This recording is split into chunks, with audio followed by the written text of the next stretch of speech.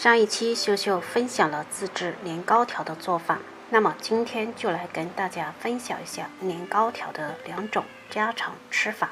先准备食材：2根火腿肠切片，切好装盘备用；葱切段，切好装盘备用；半根辣椒切圈，切好跟葱段放一起；一小个洋葱切片，再切点蒜片，切好装盘备用。接下来再调个酱料：2汤匙海鲜酱，1汤匙孜然粉，半汤匙辣椒粉，白糖，1汤匙炒熟的白芝麻，还有半汤匙番茄酱，最后淋上5汤匙热油拌均匀备用。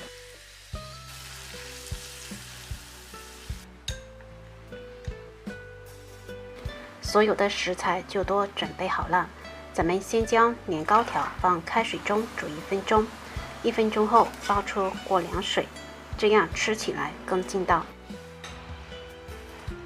一部分捞出装盘中，另一小部分控干水分。锅中烧油至5成热，加入洋葱、蒜片炒香，炒香后将火腿肠炒至有点金黄，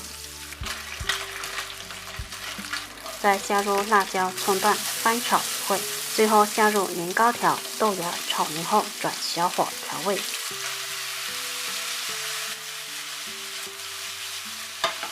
加适量的盐、生抽、老抽，来点香油，喜欢吃辣的再来点辣椒油，翻炒均匀就可以出锅装盘了。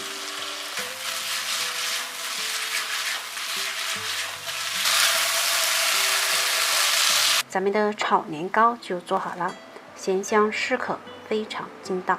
接下来制作炸年糕条，油温6成热，下入年糕条开炸，自己在家炸不用太多油，炸的过程要勤翻动，炸至有点微黄就可以加出了。用竹签串起来，最后均匀撒上之前调好的酱料。哇，太诱人了！吃起来表皮脆脆的，里面 Q 弹劲道，真的非常好吃。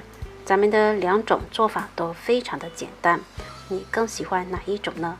欢迎在留言区告诉我哦。